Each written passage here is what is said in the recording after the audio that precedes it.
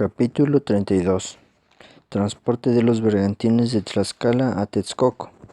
El capitán español Martín López fabricó el primer bergantín, el cual, como ya se había mencionado, fue armado y probado en el río Zahuapán. Pero cuando se vio que estaba bien construido con las medidas requeridas, construyeron los tlaxcaltecas los otros 12, es decir, fueron 13 los bergantines que se llevaron a Tenochtitlán. Al avisarle a Cortés que estaban listos, este comisionó a Gonzalo de Sandoval para encabezar un contingente de 200 soldados españoles, 20 escopeteros y ballesteros y un buen número de tlaxcaltecas, así como 20 principales de Texcoco, para que se encaminaran a Tlaxcala. Cabe mencionar que antes de emprender el viaje, hizo Cortés que se reconciliaran los de Tlaxcala con los de Chalco, pues como estos eran antes del partido de los mexicas, estaban enemistados. A partir de entonces hicieron las paces y siempre se favorecieron.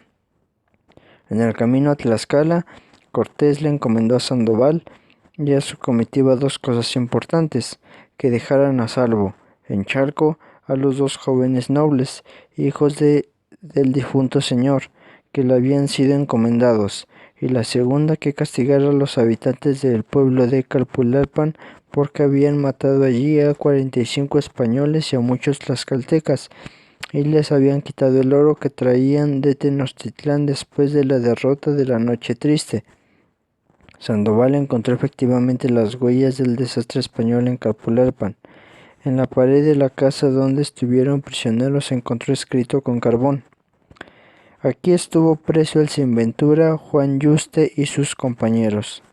También encontró mucha sangre salpicada en las paredes y la piel de 2 caras que habían desollado y estaban colgados como pellejos de guantes, con sus barbas, colocadas en los altares de sus adoratorios. Había además 4 cueros de caballos y muchos vestidos de los españoles que fueron sacrificados, colgados ante sus ídolos. Casi todos los habitantes de Calpulalpan, al enterarse de que los españoles se dirigían hacia allá, salieron huyendo a los montes. Sin embargo, Sandoval logró tomar a 4 de ellos, quienes confesaron que todo eso se había hecho por mandato de los de Texcoco y los de México, como venganza porque había muerto el señor Cacamatzin, rey de Texcoco, cuando la Noche Triste. Sandoval los soltó y les mandó que fuera a llamar a los del pueblo, los cuales llegaron y pidieron perdón, prometiendo obediencia y fidelidad al rey de España, estar contra los mexicas y servir y ayudar en todo a los españoles. Después de arreglada esta encomienda, continuaron Sandoval y su comitiva su marcha a Tlaxcala, encontrándose que en Hueyotlipan ya venían los tlaxcaltecas cargando la madera y las piezas de los bergantines. Al mando de ellos venían 3 valientes y prestigiados capitanes: Chichimecatecle, Teuletipile o Teutepil y Tiuticalt o Achotecalt. Cuando vio a Sandoval esto le dio mucho gusto, porque él suponía que todavía tendría que permanecer unos días en Tlaxcala para organizar el acarreo de las piezas. Se unieron en Hueyotlipan las 2 comitivas y se organizaron de la siguiente manera para su protección al entrar al territorio mexica. En la vanguardia del ejército iban 8 de a caballo, 100 infantes españoles y 10,000 aliados. Seguían 8,000 tlaxcaltecas cargando las tablas y otras piezas de los bergantines, y con ellos los tamameque conducían velas, clavos, jarcia, cuerdas y demás accesorios. Atrás venían 2,000 indios con el cargamento de los víveres. En los flancos, los capitanes tlaxcaltecas Achotecalt y Teuletipile resguardando el cargamento, con 10,000 guerreros cada uno de ellos. En la retaguardia venían Sandoval al mando, los restantes soldados españoles con los caballos y otros 10,000 tlaxcaltecas. El capitán tlaxcalteca Chichimecatecle fue colocado junto con Gonzalo de Sandoval en la retaguardia del ejército, lo que al principio le molestó un poco, porque pensó que se le tenía por poco esforzado, pero al explicarle las razones entendió, abrazó a Sandoval y continuaron su marcha. Al ver pasar la comitiva por los pueblos de México, les dirigían gritos y silbas, como una muestra de rechazo. Después de 3 días de camino llegaron a Texcoco, pero antes de entrar a esta población se pusieron muy buenos trajes y penachos e hicieron su entrada en filas, muy bien ordenados y organizados, al compás de la música de los tambores y cornetas y lanzando gritos de ¡Viva el emperador! ¡Viva Castilla! ¡Viva Tlaxcala! Cortés y los capitanes salieron a recibirlos. El desfile de entrada a Texcoco con los bergantines duró más de mediodía. La madera y los materiales para la manufactura de los bergantines fueron colocados en una zanja y esteras a orillas del lago de Texcoco, y luego de esto a toda prisa se pusieron a armarlos. Martín López, Andrés Núñez, Ramírez el Viejo, Diego Hernández y otros ayudantes, apoyados por los tlaxcaltecas. Por su parte, los mexicas trataron en 3 ocasiones de incendiar los barcos, cosa que no lograron hacer porque tenían muy buena custodia, y Cortés sí logró en cambio tomarles a 15 prisioneros, quienes lo pusieron al tanto de todos los preparativos que estaba haciendo Cuauhtémoc en México para llevar a cabo la defensa de la ciudad, donde se trabajaba también de día y de noche para hacer el armamento y las fortificaciones necesarias. Capítulo 33. Estrategias para el aislamiento de la ciudad de Tenochtitlán. Primeras incursiones de los tlaxcaltecas. La táctica de Cortés para llevar a cabo la conquista consistió primero en aislar el valle de Anahuac, para impedir que llegaran a los aztecas refuerzos del exterior. Una vez conseguido esto y tomada la ciudad de Texcoco como base de sus operaciones, buscó aislar a los mexicas en su territorio, aunque para poder lograrlo era necesario sujetar a todos los pueblos del valle. Es por este motivo que entra en Iztapalapa y sujeta luego Chalco y Mixquic, con objeto de dominar el valle por los lados sur y poniente, interesándole a Cortés apoderarse de más pueblos que rodeaban Tenochtitlán, y estando el general tlaxcalteca Chichimecatecle ocioso mientras terminaban de armarse los bergantines, deciden hacer una expedición con las tropas auxiliares de Tlaxcala, dejando una guarnición en Texcoco a cargo de Gonzalo de Sandoval. Además de los 30,000 tlaxcaltecas iban con Cortés 25 caballos, 350 españoles y 6 cañones pequeños, que se dirigieron con rumbo a Xaltocán, población situada al norte de México en una isleta y a cuyos habitantes les habían hecho demanda de paz en 3 ocasiones, misma que rechazaron.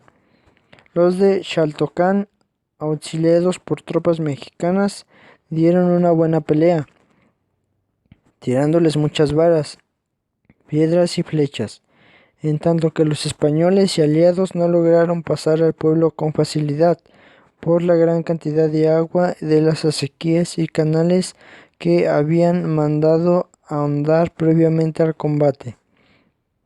Sin embargo, una vez que lograron entrar victoriosos, se apoderaron de un buen botín, consistente en muchas piezas de ropa y algodón, objetos de oro, sal y otras cosas.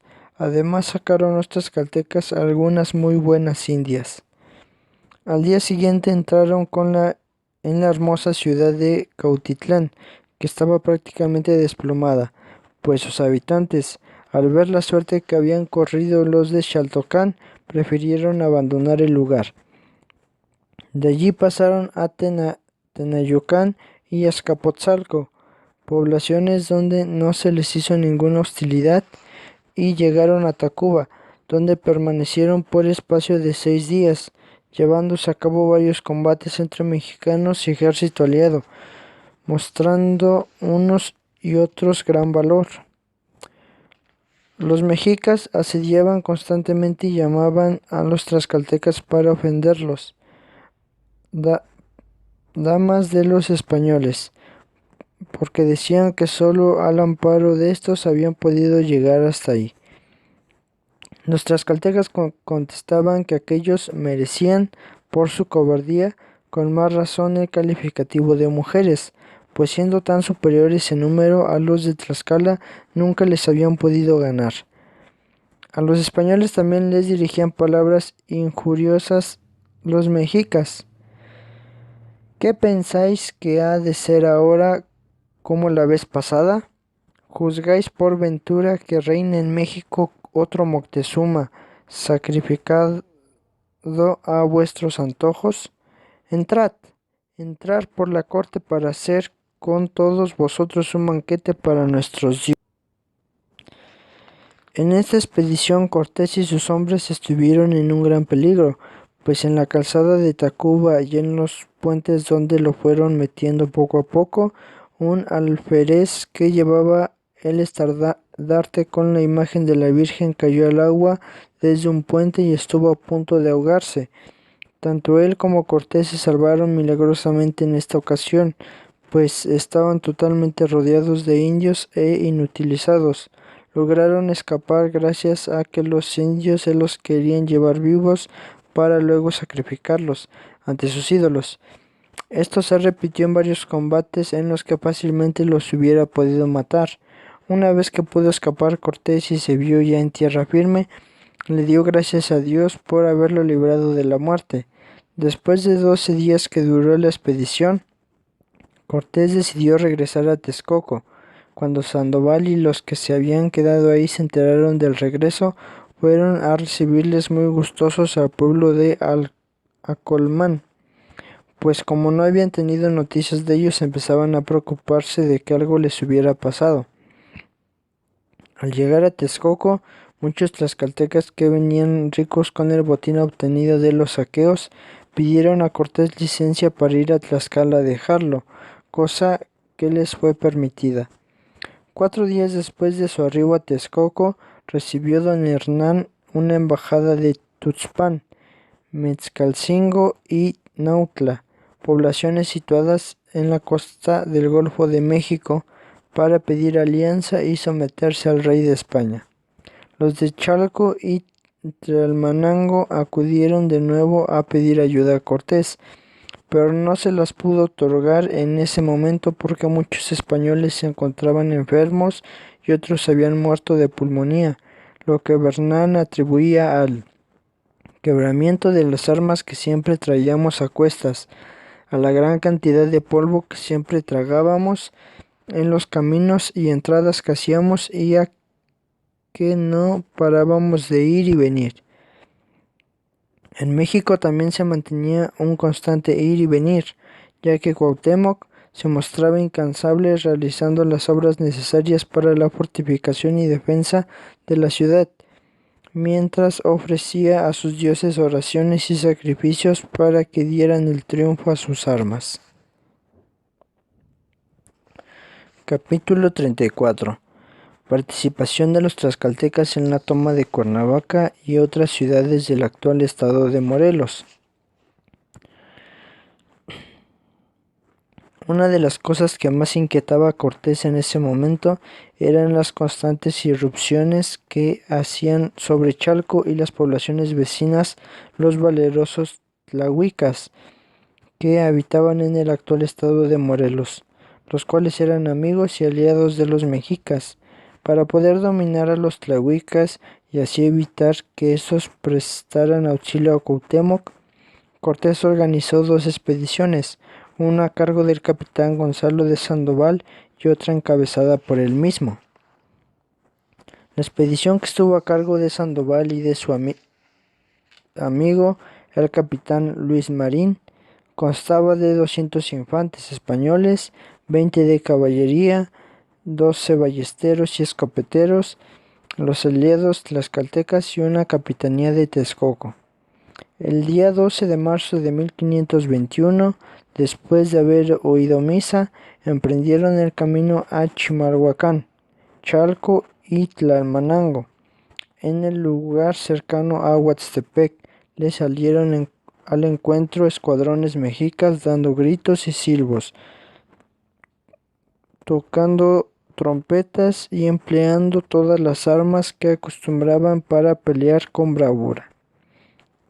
Los españoles y sus aliados recibieron muchas heridas, perdieron la vida a resultas de la caída de su caballo el soldado Gonzalo Domínguez, que era uno de los mejores jinetes del ejército, y cuya muerte causó mucha pena a los españoles.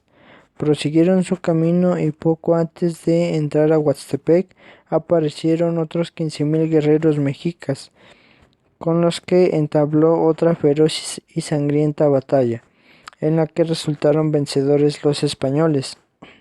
Una vez tomada la ciudad de Huastepec, Sandoval y su ejército descansaron brevemente en una huerta que era de lo más hermoso que habían visto en estas tierras, y el capitán Sandoval mandó decir a los caciques del lugar que acudieran con él para hacer las paces, pero ellos no quisieron hacerlo por el miedo que tenían a los mexicas. Envió también a otros emisarios desde Huastepec a Yecapitztla en demanda de paz y solicitando que echaran a los mexicas de su tierra, la cual era una verdadera fortaleza por el lugar donde estaba asentada. Sandoval ya no quería entablar otro combate porque estaba herido, igual que muchos de sus hombres. Sin embargo, ante la negativa de los de Yecapitztla para aceptar la paz, se tuvo que disponer para otro durísimo combate, difícil para los españoles y aliados, sobre todo por la naturaleza del terreno. Lograron escalar y llegar al pueblo donde penetraron.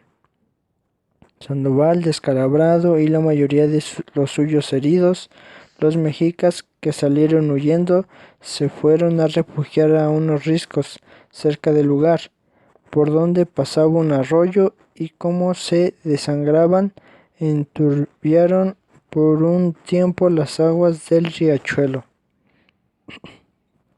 Después de haber librado estos difíciles combates y haber conseguido el control de la región, regresaron los ejércitos de Sandoval a Texcoco, aunque muy maltrechos y lastimados.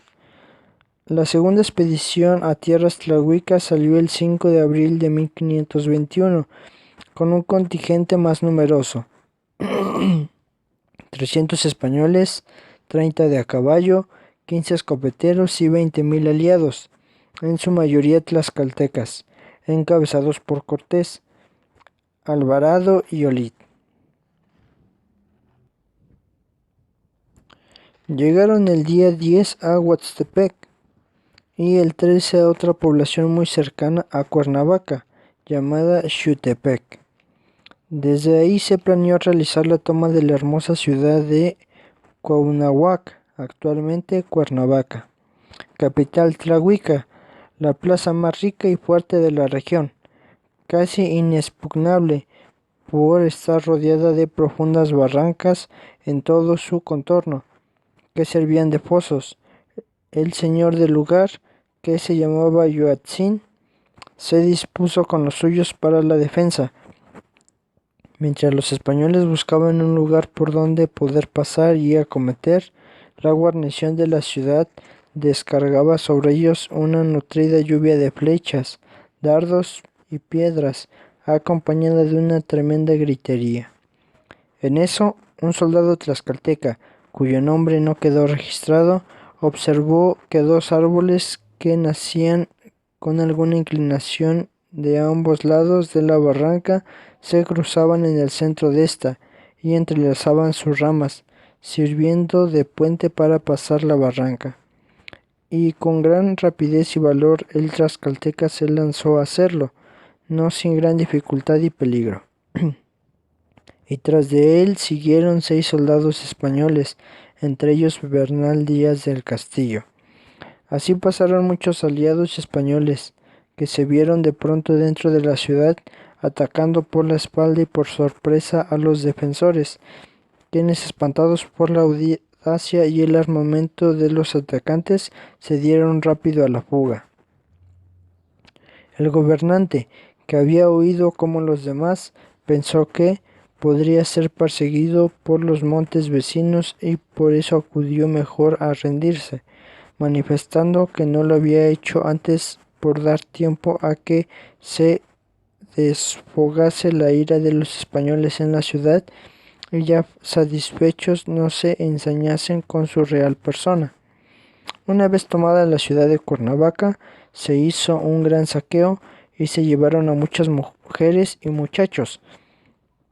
Las victorias obtenidas, la toma de Cuernavaca y el control sobre tantas poblaciones del actual estado de Morelos, logrado después de estas dos expediciones, llevadas a cabo entre marzo y abril de 1521, fueron de suma importancia para Cortés, pues con ello logró el control sobre los tlahuicas que podían haber ayudado por el sur a Cuauhtémoc, quien por su parte volvió a desperdiciar una segunda oportunidad de atacar a Texcoco y quemar los bergantines en el tiempo que Cortés estaba ausente en la campaña contra los tlahuicas.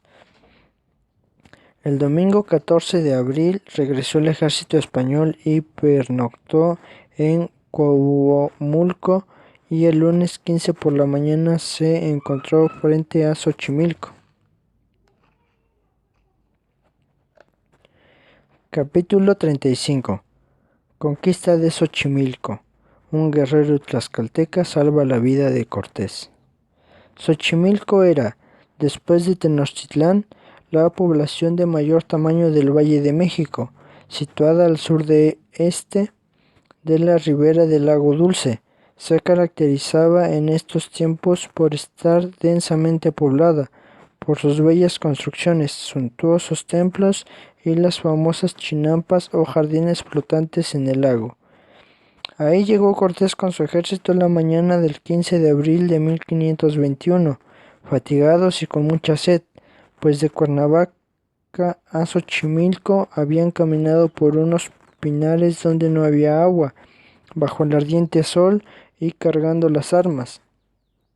Antes de llegar a Xochimilco, Cortés vio tan mal a su gente que determinó parar a la sombra en unos pinos y ordenó a 6 de a caballo que se adelantaran a buscar agua, porque muchos de los tlaxcaltecas se habían desmayado y uno había muerto por la sed, lo mismo que un español ya viejo.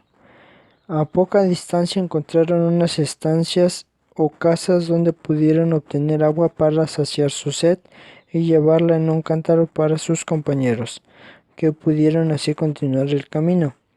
Como también tenían mucha hambre, algunos de los soldados se comieron unos como cardos que les causaron mucho daño en la lengua y en la boca.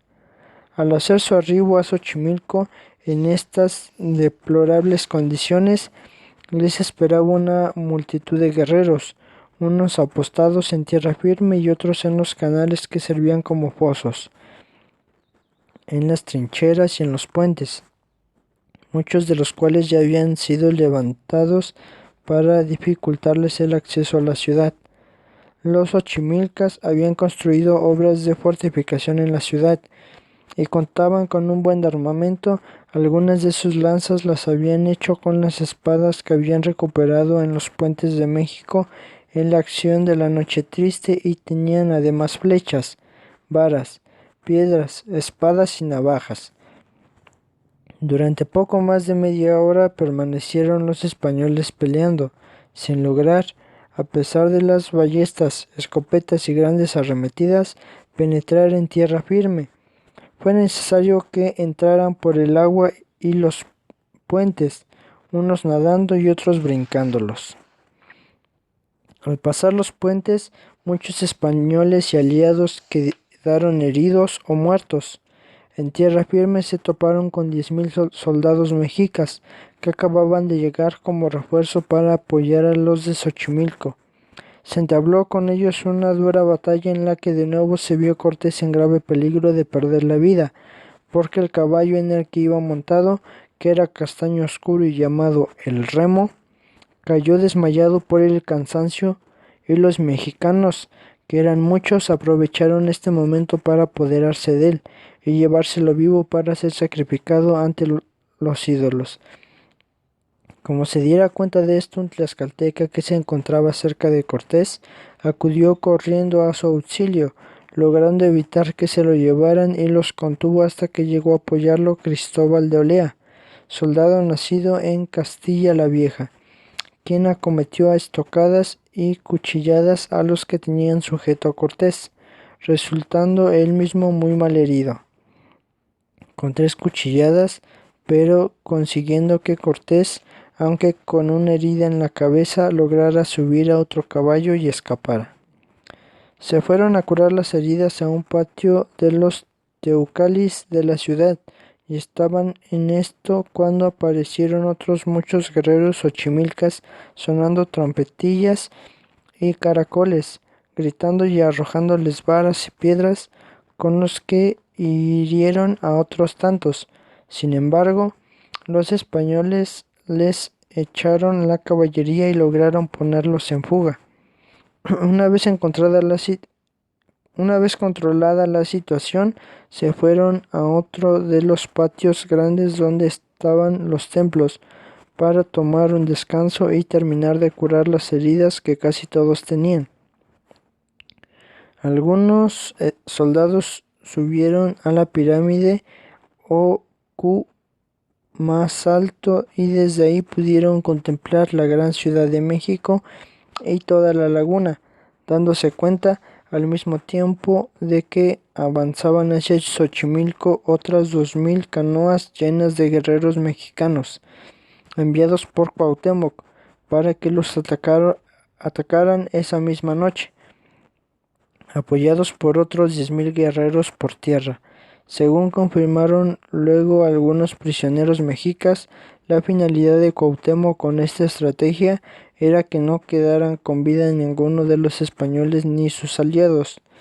Los de Xochimilco, después del primer día de combate, demandaron la paz, pero lo hicieron por 2 motivos: para tener tiempo de recoger sus bienes o haciendas y sacarlos de ahí, y también de distraer a los españoles esperando que les llegara más refuerzo de México. Al día siguiente llegaron a Xochimilco 2000 canoas con más de 12,000 guerreros aztecas, los cuales gritaban: ¡México! ¡México! ¡Tenochtitlán! ¡Tenochtitlán! Cortés salió con 20 de a caballo y 500 tlaxcaltecas, repartidos en 3 secciones, con el orden de acometer al enemigo y después congregarse todos al pie en un cerro cercano, donde también había muchos mexicas. En el cerro fueron combatidos y murieron más de 500 mexicanos. Los restantes emprendieron la retirada hacia la sierra, todavía en la calzada. Para entrar a la ciudad tuvieron otro enfrentamiento, pero se controló bien la situación. Cortés mandó poner fuego a toda la ciudad. Los españoles y sus aliados permanecieron en Xochimilco por espacio de 3 días, durante los cuales no dejaron de combatir, siempre en vela. Los españoles y tlaxcaltecas, antes de incendiar la ciudad, sacaron de las casas abandonadas ropa de algodón y muchas piezas de oro. Después se congregaron en una plaza grande que servía como mercado de la población, y en buen orden emprendieron la retirada, todavía perseguidos por los xochimilcas. Después de la toma de Xochimilco, una de las empresas más difíciles que enfrentaron, se dirigieron a Coyoacán, lugar donde encontraron despoblado, por lo que se aposentaron en la casa del gobernante, donde permanecieron 2 días, pues se enteraron que los bergantines ya estaban listos y querían empezar a poner cerdo a la Ciudad de México, mientras observaban previamente las entradas y salidas de ella y los lugares por donde podría llevarse a cabo el ataque. En la toma de Xochimilco podemos ver, una vez más, la suerte de Cortés y la gran fidelidad de los tlaxcaltecas, ya que uno de ellos, con gran valentía y arrojo, logró salvar la vida del capitán español. Capítulo 36. Últimos preparativos en Texcoco para la conquista de México Tenochtitlán. En la ciudad de Texcoco, los españoles y sus aliados tuvieron que trabajar mucho para armar y acondicionar los bergantines y para la construcción de un canal de media legua que tuviera suficiente profundidad para recibir el agua del lago y echar ahí los bergantines. En el trabajo participaron 8,000 tlaxcaltecas y gran número de texcocanos.